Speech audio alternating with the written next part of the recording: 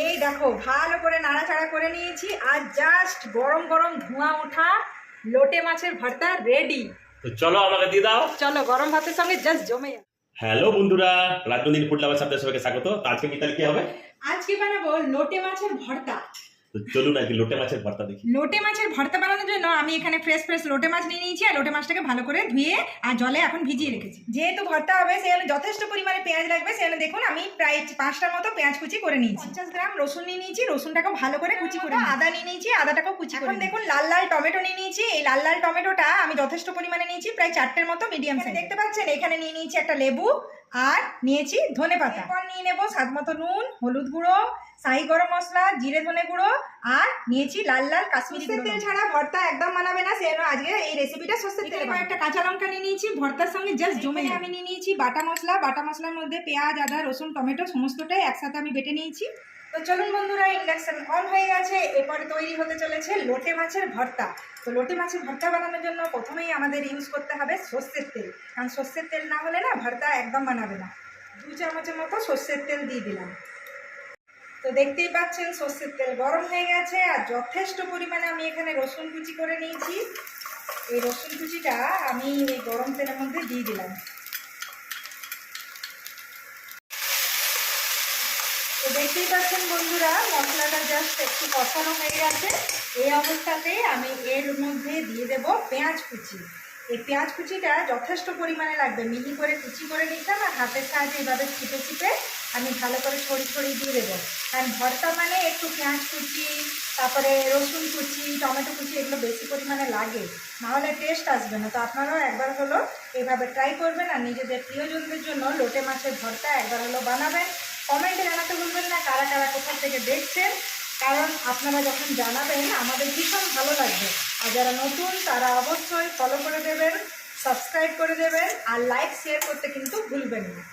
পেঁয়াজ ভাজা হয়ে যাওয়ার পরে এর উপর থেকে দিয়ে দেব আদা কুচি। আদা কুচিটাও বেশ যথেষ্ট পরিমাণে দিয়ে দিলাম। এই দেখুন ঝিলঝিল করে আদা কুচি করে রেখেছিলাম।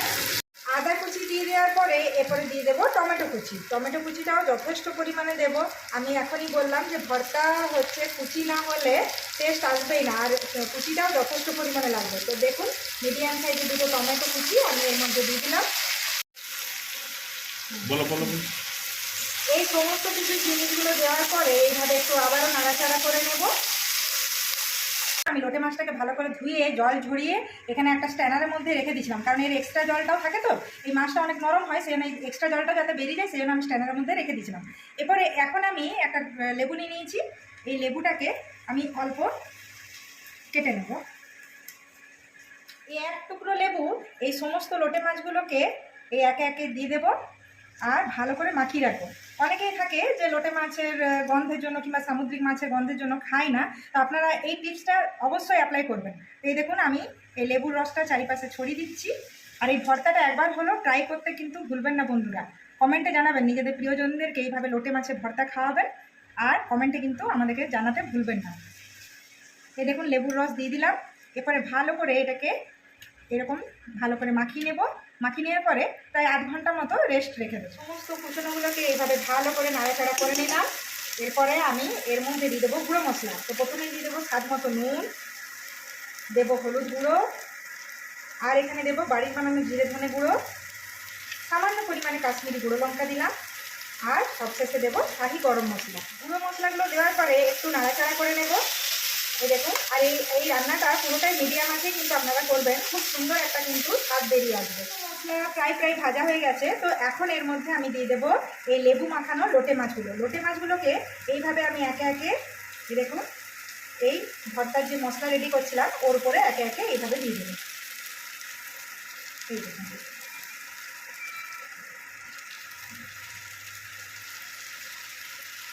সমস্ত লোটে মাছগুলোকে দিয়ে দিলাম। এরপরে এই মশলার মধ্যে আমি লোটে মাছগুলো দিয়ে দেওয়ার পরে একটা ঢাকা দিয়ে দেবো। এই লোটে মাছের যে গায়ে জলটা আছে এই জলটা কিন্তু বেরিয়ে আসবে। তো চলুন আমি এখন ঢাকা দিয়ে দেবো আর এখন আমি এটা 10 মিনিটের জন্য লো ফ্লেমে রেখে দেবো। দেখুন দারুণ গন্ধ বেরিয়েছে, দারুণ গন্ধ বেরিয়েছে। দারুণ গন্ধ বেরিয়েছে। রেডি হয়ে 10 মিনিট হয়ে গেছে। না রেডি হয়নি, কারণ লোটে মাছের গায়ে থেকে অনেকটা জল বেরোয়। তো এই দেখো কতটা জল বেরিয়েছে, দেখো মশলা আর লোটে মাছের গায়ে থেকে অনেকটা পরিমাণে জল বেরিয়ে এসেছে।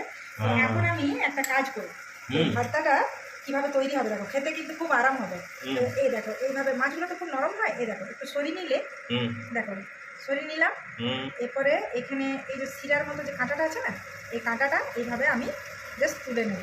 এই দেখো কোনো খাটালি নেই, এই দেখো এই কাঁটাটা আলাদা করে খাওয়া যায়, তো আমি কাঁটাটা তুলে নেব। এই কত সুন্দর আরামসে কাঁটাটা বেরিয়েছে, দেখেছো? এই কাঁটাটা খুব নরম হয়, তো আমি তুলে নেব, তাহলে ভর্তাটা খেতে খুব আরাম হবে। লোটে মাছ খুব নরম হয়, তো এই দেখো এর কাঁটাটা এইভাবে বের করে নেব, তাহলে ভর্তাটা খেতেও খুব সুবিধা। আর এই দেখো দেখতে পাচ্ছ পুরো কাঁটাটা এইভাবে বেরিয়ে এসছে, এই কাঁটাটা আলাদা করে খাওয়া যায়, খুব নরম থাকে। তো এই মাছটাই আসলে অনেক নরম। এই দেখো এইভাবে এই কাঁটা চামচের সাহায্যে এই চারিপাশটা এইভাবে একটু আলতো করে আলগা করে দিলে কি সুন্দর কাঁটাটা কিন্তু বেরিয়ে আসবে, আর এই ভর্তাটা খেতেও কিন্তু খুব মজা লাগবে। আপনারাও এইভাবে এই টিপসটা অ্যাপ্লাই করবেন বাড়িতে, আর খুব সহজে এই কাঁটাটা কিন্তু বেরিয়ে যায়। কাঁটাটা বেরিয়ে গেলে আর একটু খেতে ভালো লাগে, তাই না? তো এই দেখুন, আর এই কাঁটাটা অনেক নরমও থাকে, কোনো প্রবলেম নেই, এটা পরেও খাওয়া যায়। এই দেখুন পরিষ্কার করে নিয়ে আর এইভাবে পুরো কাঁটাটাকে আমি এই দেখুন এইভাবে বেরিয়ে গেল না, পুরো কাঁটাটা এভাবে বেরিয়ে চলে আসবে।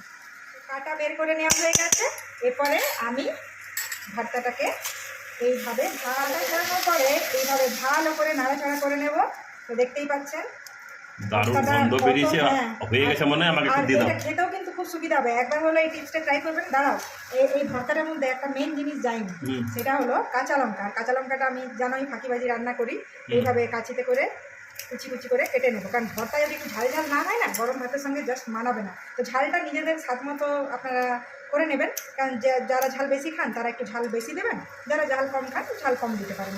এই দেখুন এইভাবে কিন্তু দারুণ গন্ধ বেরিয়েছে এবারে। হ্যাঁ, তো এই কাঁচা লঙ্কা দিয়ে দেওয়ার পরে আমি ধনে পাতা দেবো। আমি বুঝে গেছি তুমি খুব তাড়াহুড়ো করছো, কারণ অসাধারণ গন্ধ বেরিয়ে এসেছে, সত্যি বন্ধুরা অসাধারণ গন্ধ বেরিয়ে এসেছে। আর এই মাছটা যখন হয় না তখন আর কিচ্ছু লাগে না, জাস্ট গরম ভাতের সঙ্গে জাস্ট জমে যায়। তো দেখতেই পাচ্ছেন লোটে মাছের ভর্তা রেডি। তো এইভাবে একটু ধনে পাতার লঙ্কাটাকে এইভাবে মাখিয়ে দিলাম, আর জাস্ট ওয়াও, এই দেখুন লোটে মাছের ভর্তা কিন্তু রেডি হয়ে গেছে। দারুণ গন্ধ বেরিয়েছে, দাও দাও আমাকে, জাস্ট ভর্তা আর ভাত দিয়ে দাও। ও বাবা, আজকে আর কিচ্ছু নেবে না? একদম কিছু না।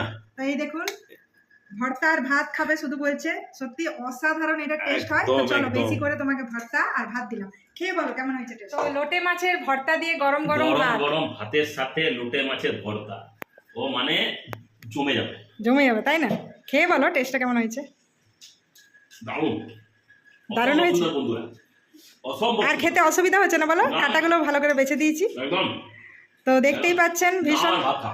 ও বাবা, তো ভীষণ পছন্দ হয়েছে। তো আপনারাও এইভাবে ফ্যামিলির লোকেদের জন্য আর কি ভালো করে এইভাবে যত্ন সহকারে বানাবেন, আর পুরো প্রত্যেকটা মুহূর্ত এনজয় করতে থাকুন ফ্যামিলির লোকেদের সাথে। তাহলে আজকের মতো টাটা।